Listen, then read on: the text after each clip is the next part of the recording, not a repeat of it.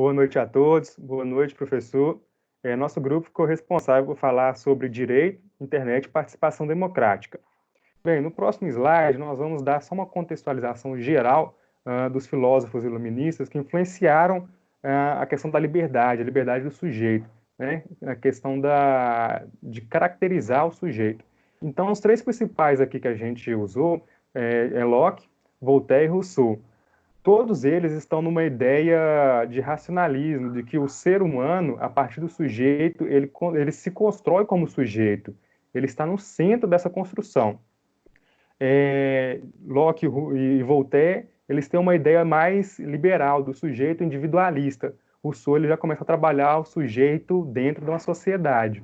E não vamos nos ater muito a esse tema, porque outro grupo também já abordou essa questão. E na sociedade contemporânea, nós temos a sociedade chamada digitocêntrica. Ela se opõe um pouco à questão do antropocentrismo. A sociedade digitocêntrica, que nosso amigo Charles vai abordar mais aprofundadamente depois, ela está relativa ao sistema da informação, da questão da internet.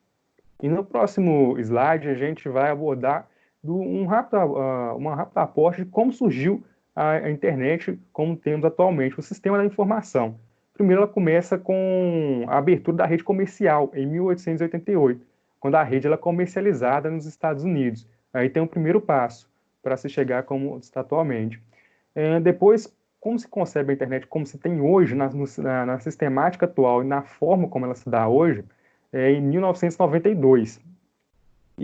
Por volta de 2004, 2005, a internet ela começa a se concretizar realmente com a banda larga, que é a internet de maior velocidade, o 3G, o 4G e as redes sociais. E a expectativa é que cada vez cresça mais essa conectividade entre as pessoas e cada vez tenha mais pessoas ingressando. E agora eu vou passar a palavra para o nosso amigo Israel para dar continuidade. Obrigado, Ismael. Boa noite, colegas. Boa noite, professor. Antes de entrar, então, nesse aspecto da correria da internet, né, da redução ou aumento, né, na comunicação, essa celeridade, eu gostaria de lembrar com relação à própria filosofia, metas da filosofia. E a gente pegou duas metas da filosofia, que seriam, uma delas é a disseminação do humanismo, né, como um combate ao instrumentalismo. E a outra é a própria crítica das práticas, né, mas está bem oportuno com relação a isso. E dentro disso nós escolhemos alguns filósofos para representar. Um deles é Habermas, que mostra a questão do agir comunicativo, né? Ele dizendo que esse agir comunicativo é um elemento legitimador da pretensão da verdade. Em contraponto, que nós teríamos aquele agir estratégico, que, na verdade, ele não é espontâneo, né? E ele também não constrói esse Estado democrático, não tem essa busca do diálogo. E vai ser, inclusive, abordado pelos nossos colegas mais à frente. Escolhemos também outro filósofo no próximo slide, que é Foucault. Né? O Foucault, com a questão do poder, nos mostrou bem lá atrás, né, o olho panóptico, né, que era a representação do poder sobre a sociedade, a vigilância do poder sobre a sociedade, mostrando essa colocação, né, como você age com poder. E também, no próximo slide, nós estamos mostrando já a questão mais contemporânea, de um filósofo um pouco mais contemporâneo, latino, né, que é o Rafael Capurro, onde ele mostra que as interfaces humanas com o mundo cibernético, mostrando esse entrelaçamento no que ele chama de ser no mundo cibernético e o ser no mundo físico. Como é que essas coisas ficam indefinidas, se entrelaçam, colocando o que ele chama como o ser no mundo cotidiano unificado, quando a gente acaba perdendo, inclusive, essa identidade. Eu passo a bola para o meu amigo Charles para continuar nosso seminário. Obrigado, Israel. Boa noite a todos os colegas. Boa noite, professor Alisson. Dentro das formas de identificação dessa sociedade contemporânea, né, surge uma nova expressão que o Ismael até já adiantou, sociedade digitocêntrica, ou técnico-cêntrica. Visto porque a liberdade hoje ganhou novos ambientes para se expressar. E com o uso dessas novas soluções tecnológicas, fizeram com que as pessoas se tornassem mais livres, mais comunicativas, permitindo que tal comunicação seja eficaz e, consequentemente, rompendo as chamadas fronteiras. No próximo slide, a gente pode analisar que a ideia das redes de comunicação ela pode ser analisada por duas perspectivas. Uma perspectiva da quantidade em decorrência justamente do grande volume de mensagens vinculado tanto na internet quanto nas redes sociais, identificando aí dessa forma um novo modo de socialização. Ao revés, há uma perspectiva da qualidade que se desqualifica por consequência desse grande volume de dados e informações. Como o próprio Eduardo Bittar, ele comenta que com o aumento dessa tecnificação da interação, que é o termo que ele utiliza, ele empobrece a qualidade da informação disponível nessas redes, né? Portanto, há uma poluição informacional, né? Que passa a ser, de certa forma, uma característica dessa sociedade digitocêntrica. Então, com isso, a gente pode perceber, né, no último desse slide, que a internet ela surge paradoxos, né, dificuldades, né, que afetam justamente a dimensão das liberdades. No próximo tópico, é difícil frisar, pontuar a todas as abordagens positivas desse novo cenário, porque são muitas, né, porque isso envolve tanto impulsiona o comércio internacional, integração entre os povos, acesso a bibliotecas, a documentos raros, né? Então, com esse universo digital, você consegue aí ter um acesso rápido, né? Na palma da mão, né? E no próximo slide também estamos uma abordagem negativa diante desse cenário, desse espaço virtual, que favorece o terrorismo digital, as aplicações, novas modalidades de crime, a nova cara do crime, né? A hackerização, gerando a insegurança tecnológica, entre outros problemas. Então, eu vou passar a palavra para mais detalhes.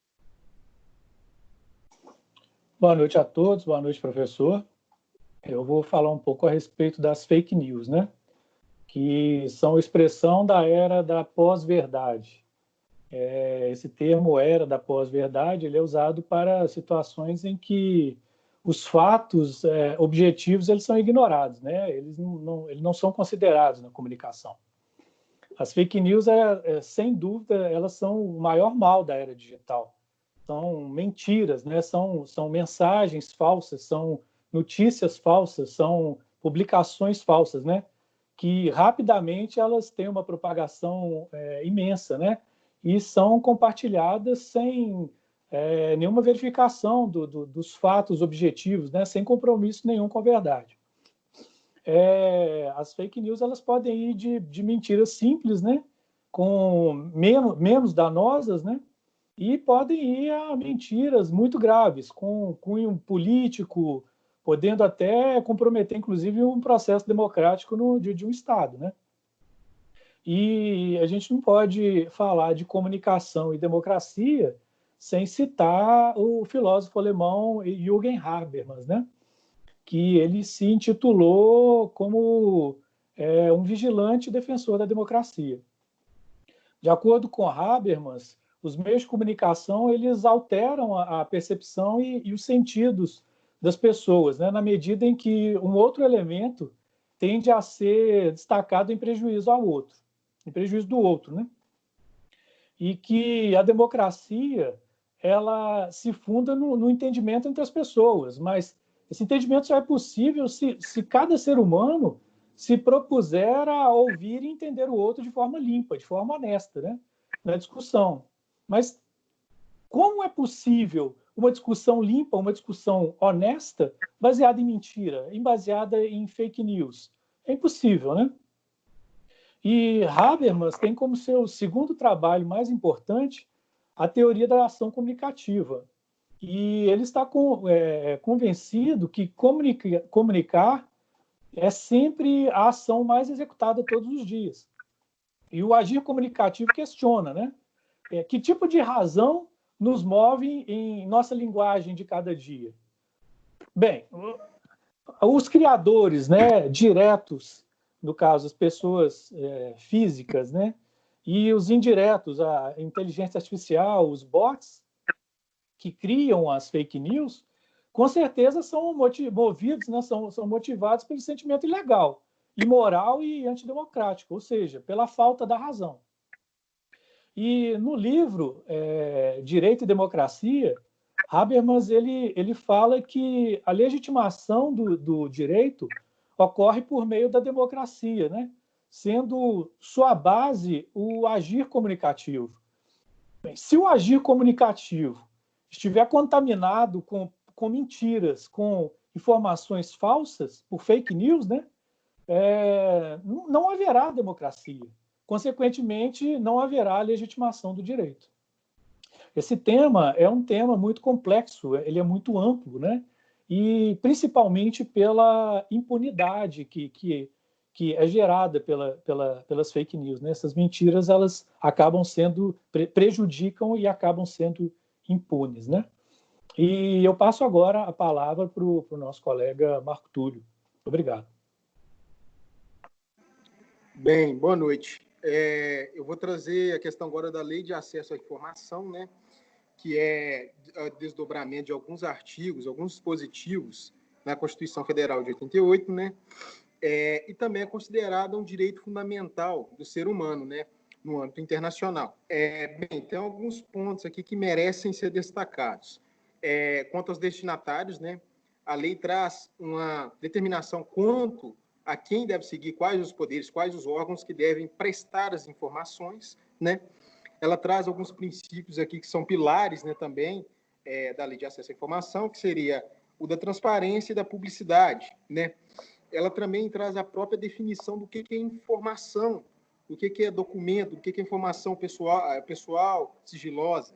Ela traz também outra imposição, que é de uma linguagem de fácil compreensão, né? Então, aquele que solicita a informação, a prestação de informação, ele merece receber ela de forma compreensível, de forma objetiva, né? Posteriormente, temos o Marco Civil da Internet também, né? Que ficou denominado assim pela Lei 12.965, né? De 2014. Essa lei não foi a primeira que tratou da regulamentação da internet. Tivemos outras leis que vieram tratar, né? Também desse tema. Bem, alguns pontos também que merecem destaque seria a questão da neutralidade também. Ela traz a imposição de uma internet que seja de acesso neutro, que não traga discriminação quanto ao fim, ao conteúdo, né, dos dados ali disponibilizados, né. Outra questão também seria a inviolabilidade, né? Ela traz uma certa proteção, né, aos usuários que estão ali, principalmente dentro da seara aqui da vida íntima e privada, né? E, por fim, temos o aspecto das sanções, né, para punir aqueles que venham a violar o direito de outrem ali dentro do contexto da internet. Passo a palavra agora ao meu colega Ricardo. Obrigado, Marco Túlio. Obrigado, colegas. Obrigado, professor. Boa noite.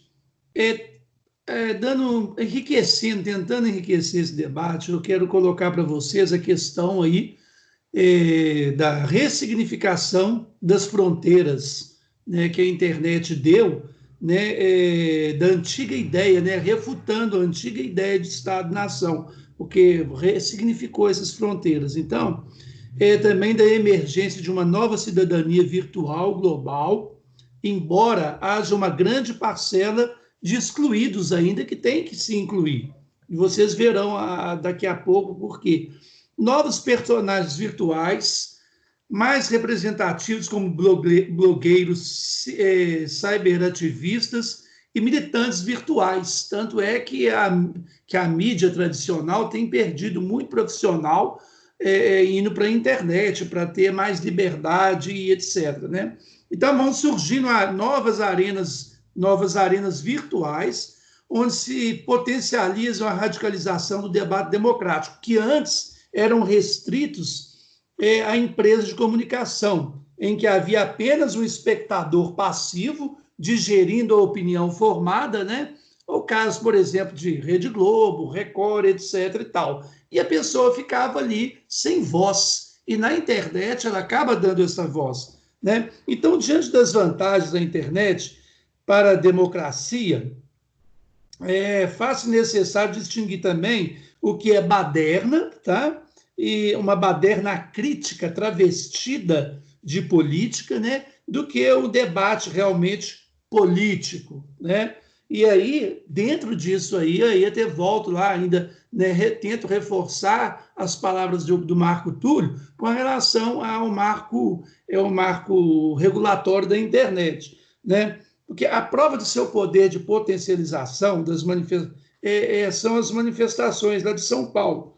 Inclusive também os rolezinhos promovidos, né, pela classe menos favorecida, né, nos shopping centers, que assustou bem bastante mesmo a classe melhor favorecida, a elite. E aí ela começou a criticar, então ela bateu de frente com o quê? Com o marco regulatório. Pode passar para o outro slide aí, por favor. Né? Pode passar o outro slide. Isso mesmo. Então, gente, aí ele vem ponderando, né, essa diferenciação entre o que é baderna virtual e o que é relevância política, né? Então, o marco regulatório, inclusive, ele trabalha nesse sentido também. É isso que eu tenho para falar para vocês, e eu passo a palavra para o... Ai, meu Deus. Próximo. Boa noite, pessoal, tudo bom? Eu sou Fabiano e eu vou falar um pouco sobre a internet, as manifestações de rua de direito, né? Como que a internet influencia na manifestação popular e o impacto disso na democracia. Nós vemos aí que no Brasil, desde 2013, houve uma grande explosão, né? Vamos dizer assim, das pessoas, pelo interesse das pessoas de irem manifestar, de ir na rua, né? De se interessar um pouco mais sobre política, né? E percebemos que a internet se tornou uma ferramenta para o exercício da democracia, pois diariamente vemos mensagens com críticas políticas ou ideológicas e vários tipos de denúncias.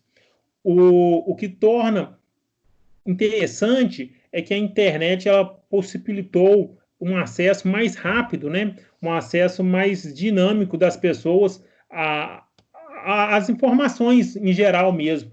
Antigamente, a pessoa que gostaria de debater sobre político, talvez teria que pegar seu carro ou ir de ônibus atrás de um partido político. Hoje em dia, não. Através da internet, você consegue entrar em fóruns e debater, colocar sua opinião e por aí vai. Seguindo no próximo slide, nós veremos que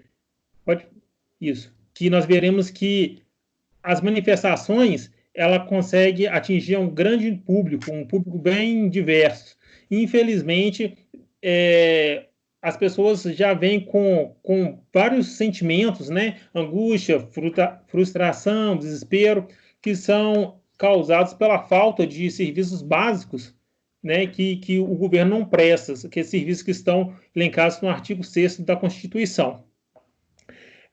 Há um outro viés também, que as pessoas que vão, muitas vezes, que participam dessas manifestações, as pessoas querem mudar de vida, porém elas não sabem seus direitos nem seus deveres, né? Elas esperam que alguém faça isso por elas se excusam das suas responsabilidades como cidadãos e espera que apareça um Messias, um Salvador, para que possa salvar elas. Então fica a reflexão aí. Devemos usar sim a internet como forma de ajudar na democracia do país. Entretanto, antes de irmos para as ruas protestar, devemos ser cidadãos e devemos saber os nossos direitos e os nossos deveres. Com isso aí, eu passo a palavra para o nosso amigo Vinícius. Bom, para fechar aqui a nossa ação, a gente vai trazer aqui um pouco, né, sobre o que o Bauman fala, né, que ele é um crítico feroz aí da forma como que a sociedade está se liquefazendo, né, que é o que ele chama aí de modernidade líquida, né? Então, ao invés de falar que a gente está na pós-modernidade, ele fala que a gente está na modernidade líquida, né? Porque ela vem causando aí um profundo impacto, né, nas relações humanas, que também estão se tornando líquidas e dotadas de volatilidade e transitoriedade. Então, assim, os elementos que são prementes aí nesse campo, né, são a estabilidade, a incerteza, pois conforme se está modificando, os indivíduos também eles vão se sentindo perdidos, angustiados e sem referências, né? Então, o Bauman, inclusive, era, né, que já faleceu, né? Mas muito crítico às redes sociais, porque ele acha assim que é fácil, né? A pessoa ela tá ali no controle da rede social dela, saber com quem ele faz amizade, né? Quem que ele não desfaz a amizade, qual que é o assunto que ele gosta, qual que é o assunto que ele não gosta, e com isso a pessoa perde a habilidade principal dela, que é justamente dessa relação com o ser humano, né?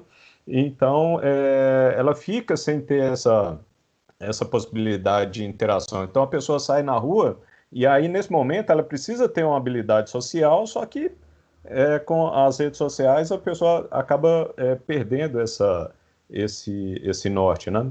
Então, para fechar nosso trabalho, a gente gostaria de pedir para o professor Alisson, né, para fazer uma enquete aqui para a gente, para os nossos colegas responderem. Podemos trazer essas reflexões para a maneira que nos relacionamos através da internet com a distribuição de conteúdos líquidos? Sim ou não? Com respostas, nossos colegas. Um abraço a todos e boa noite.